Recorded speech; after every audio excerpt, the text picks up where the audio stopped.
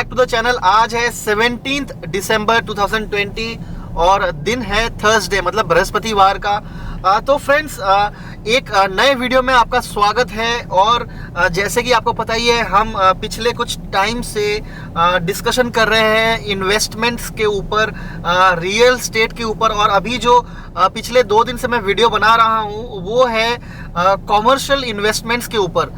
तो फ्रेंड्स अभी एक बहुत ही फ्रीक्वेंटली आस्क्ड क्वेश्चन है कि इन्वेस्टमेंट कब करना चाहिए। ये बहुत ही इंपॉर्टेंट है, बहुत ही टैक्टिकल है कि हमें इन्वेस्टमेंट कब करना चाहिए। तो अगर आप इन्वेस्टमेंट देख रहे हैं तो ये वीडियो आपके लिए है। पूरे वीडियो को देखना, बहुत ही इंफॉर्मेटिव होने वाला है ये वीडियो।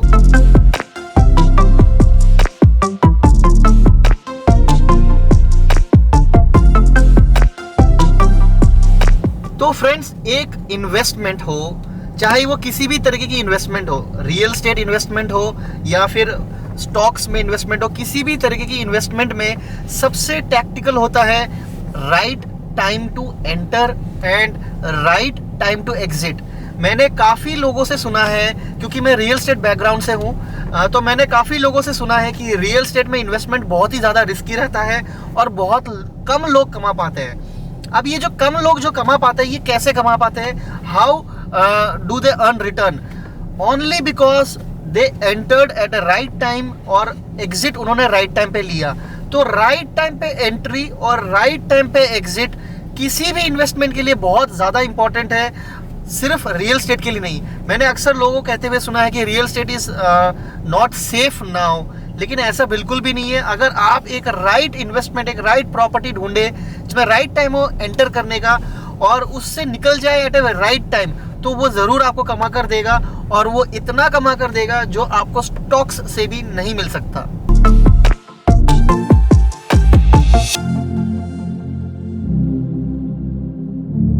तो अब सवाल ये आता है कि when is the right time to enter into investment?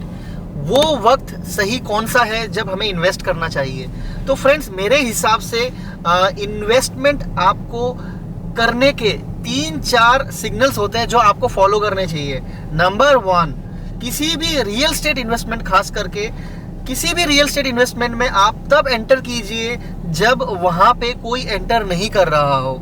जैसे कि मैं आपको अगर एग्जांपल दूं, जब नोएडा वाज इन प्लान्स, तो लोगों ने नोएडा के उन सेक्टरों को जहाँ पे नोएडा दिल्ली से टच होता है वहाँ पे लोगों ने इन्वेस्ट किया। और आप आज जाकर देख सकते हैं वो जगह जो है बहुत ही ज़्यादा एक्सपेंसिव है और इंडिया के लेवल के ऊपर वन ऑफ द एक्सपेंसिव जगह है वो। अगर हम टॉप 10 एक्सपेंसिव प्रॉपर्टीज़ देखें तो आपको वो जगह मिलेंगी नोएडा के जो बॉर्डर में है और जो दिल्ली के साथ टच कर रहे हैं। लेकिन अगर आज से 17 साल पहले अगर आप देखें तो उसकी वैल्यू उतनी नहीं थी और लोगों को उतना पसंद भी नहीं होता था। तो इस वजह से अगर आप कोई सिग्नल देख रहे हैं कि when is the right time to enter into a market, तो आप उस वक्त एंटर कीजिए जब वहाँ पे कोई एंटर नहीं करने की हिम्मत कर रहा हो और आपको पता हो कि फ्यूचर के प्लान्स वहाँ पे हो। तो आप में से ये पूछेंगे कि आपको कैसे पता कि वहाँ पे फ्यूचर प्लान्स क्या है क्या नहीं है? तो फ्रेंड्स ये बहुत ही ईजी है। एक एग्जांपल जैसा मैं आपको देता हूँ, जेवर का एयरपोर्ट, क्योंकि मैं नोएडा से बिलोंग करता हूँ तो मैं आपको नोएडा के बारे में बता देता हूँ। जेवर में एयरपोर्ट प्लान्ड है, ये मेरे को लगता है जितने भी लोग न्यूज़पेपर पढ़ते हैं उन सबको पता होगा कि there is an international airport which is being planned in Jewar and which is going to be one of the biggest airports in India. हमारे देश के one of the biggest airports में से होने वाला है। तो अब जेवर के आसपास जितनी भी प्रॉपर्टीज़ है वहाँ पे अब धीरे धीरे बूम आने वाला है। ऐसा नहीं है कि आप अभी इन्वेस्ट कर देंगे और 2 साल में आपके पैसे 10 टाइम्स हो जाएंगे, ऐसा बिल्कुल भी नहीं है। देखिए, कोई भी इन्वेस्टमेंट अगर ऐसा क्लेम कर रहा है कि आप अभी इन्वेस्ट कीजिए और 1 साल में 10 गुना हो जाएगा, then stay away from that investment. ऐसा कोई भी मेरे को लगता है इन्वेस्टमेंट पॉसिबल ही नहीं है जो गारंटी करे कि 1 साल में पैसे आपके 10 टाइम्स हो जाए। और अगर आज आप मेरे साथ चलकर जेवर देखें तो आपको ऐसा लगेगा कि वहाँ पे तो कुछ भी नहीं है। तो exactly this is my point. जब आपको पता है कि वहाँ पे एक इंटरनेशनल एयरपोर्ट प्लान्ड है, लैंड अलॉट हो चुका है, फिल्म सिटी आ रही है, लैंड अलॉट हो चुका है, उसके आसपास की लैंड में आप आंखें बंद करके इन्वेस्ट कर दीजिए। ज़रूरी नहीं है कि आप लैंड ही लें, वहाँ पे आसपास काफ़ी सारे बिल्डर्स प्रोजेक्ट्स बना रहे हैं। अभी जैसे कुछ दिनों पहले काफ़ी न्यूज़पेपर में ऐड आया था, गौर नाम से बिल्डर है नोएडा के, one of the prominent builder, उन्होंने वहाँ पे प्लॉट्स लॉन्च किए थे, कमर्शियल प्लॉट्स, तो वो काफ़ी बिके। वो they sold like anything and they got sold out with in a month. तो मेरे कहने का मतलब यही है कि उस मार्केट में एंटर करना बहुत ज़रूरी है जिसमें लोगों को एंट्री करने से डर लगे, क्योंकि वही मार्केट है जो आपको एक्स्ट्रा कहते हैं ना एक्सपोनेंशियल, जो एक्स्ट्रा एक्सपोनेंशियल जो रिटर्न है उसी इन्वेस्टमेंट से आएगी, जिसमें लोग एंटर करने से डरे। क्योंकि वहाँ पे आज अगर आप मेरे साथ चलकर देखेंगे तो अभी कुछ भी नहीं है। एक परफेक्ट उदाहरण है ग्रेटर कैलाश। दिल्ली एनसीआर के जितने भी लोग हैं उनको आइडिया होगा, ग्रेटर कैलाश बहुत ही पॉश एरिया है। और एक टाइम पे जब ग्रेटर कैलाश बस रहा था तो दिल्ली के लोग ऐसा सोचते थे, ये मेंटेलिटी होती थी कि जी के वहाँ कौन जाएगा, वो तो बहुत दूर है। लेकिन आज greater Kailash has its own mark in the Indian real estate, और स्पेशली दिल्ली के रियल स्टेट में काफ़ी नाम रखता है जी के, और one of the most expensive properties हैं वहाँ पे।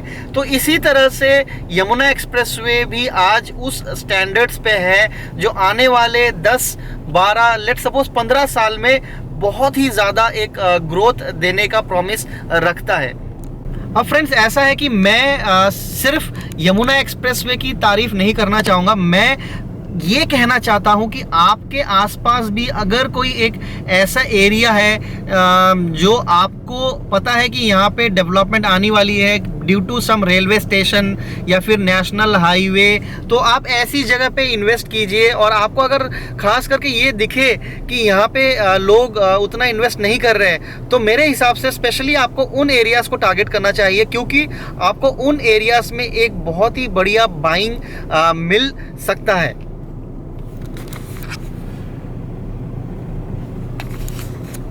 आज एक्चुअली थोड़ा सा बाहर गए थे हम फिर से, अभी बज रहे हैं रात के 11। तो ये जो वीडियो मैं बना रहा हूँ, अभी इस वीडियो को बनाकर एडिट कर अपलोड करूँगा। काफ़ी लेट हो गया है आज, बिल्कुल भी टाइम नहीं मिला है, और ये जो कंटिन्यूटी है ये मैं बिल्कुल भी नहीं चाहता था कि ब्रेक हो।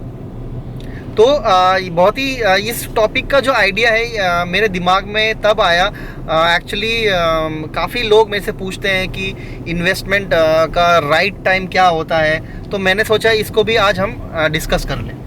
तो ये तो हो गए कुछ छोटे मोटे tips about when to enter into market. अब जितना एक एंट्री इंपॉर्टेंट है उतना ही इम्पॉर्टेंट है एक एग्ज़िट।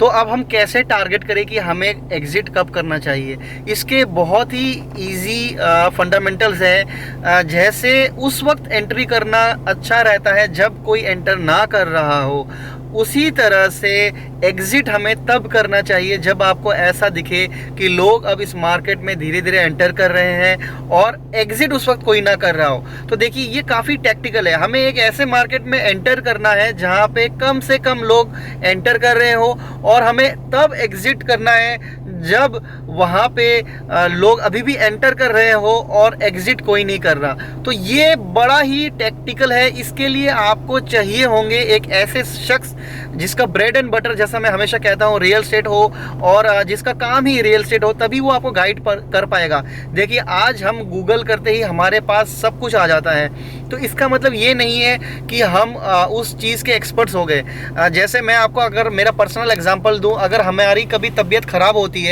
तो हम गूगल कर लेते हैं, तो हमें पता चल जाता है कि हमें इस वजह से हमारी तबीयत ख़राब हो रही है। कोई भी चीज़ हम गूगल कर लेते हैं, लेकिन कुछ कुछ चीज़ें ऐसी हैं जो हम सर्च इंजन में सर्च करके नहीं पता कर सकते उसका इलाज। उसी तरह से आप नहीं पता कर सकते एक एक्सपर्टीज़ जो आदमी 8, 9, 10, 12, 14, 15 सालों से एक सेक्टर में काम कर रहा है, उसकी एक्सपर्टीज़ आपको एक सर्च इंजन नहीं दे सकता है। तो मैं हमेशा से रिकमेंड करता हूँ, जब भी आप 5, 10, 12 लाख रुपए या फिर 50 लाख, 60 लाख, 1 CR, 2 CR ऐसे ह्यूमंगस अमाउंट जब हम इन्वेस्टमेंट करते हैं तो आपको एक एक्सपर्ट की हमेशा ज़रूरत होगी। अगर आप इसको अकेले करने जाएंगे तो आप अपना नुकसान कर सकते हैं। तो consult real estate consultant and enter into the market. जैसे हम एक डॉक्टर के पास जाते हैं, एक लॉयर के पास जाते हैं, keep a real estate consultant जो आपको सही वक्त पे गाइड करे, कब निकलना है, कब एंट्री करनी है। तो वो बहुत ही ज़्यादा इम्पॉर्टेंट है। तो इससे एक बहुत ही अच्छी सीख हमें लेनी चाहिए कि हम कभी भी अगर इन्वेस्टमेंट करते हैं तो हमें ऐसा नहीं करना चाहिए कि अभी थोड़ा और वेट कर लेते हैं, थोड़ा और वेट कर लेते हैं। हमें कभी भी ऐसा नहीं करना चाहिए।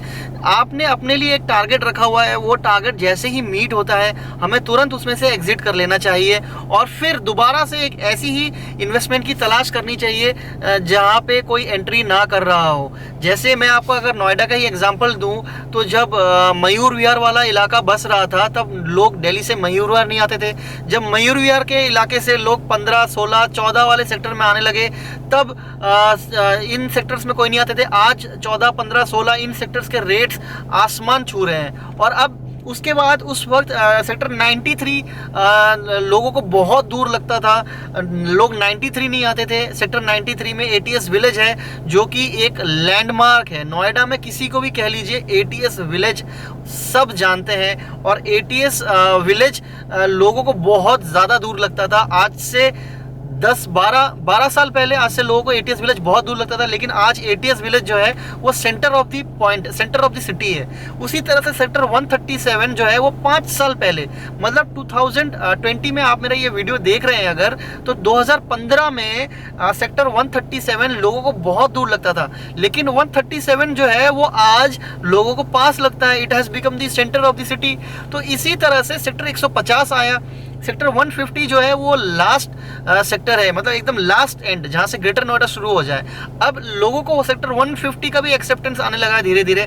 तो मेरे कहने का मतलब ये है कि किसी भी जगह को आप ऐसा मत समझिए कि वो बहुत दूर है, ऐसा बिल्कुल भी नहीं है। डेवलपमेंट के साथ साथ उस एरिया की वक्त बढ़ेगी और वो जो एरिया है वो सेंटर ऑफ द सिटी होने में 5 साल से 7 साल मैक्सिमम लगते हैं। तो फ्रेंड्स, अगर आपके पास भी कोई ऐसा ऑफर आ रहा है इन्वेस्टमेंट का, कंसल्ट रियल एस्टेट कंसल्टेंट और इन्वेस्टमेंट कीजिए।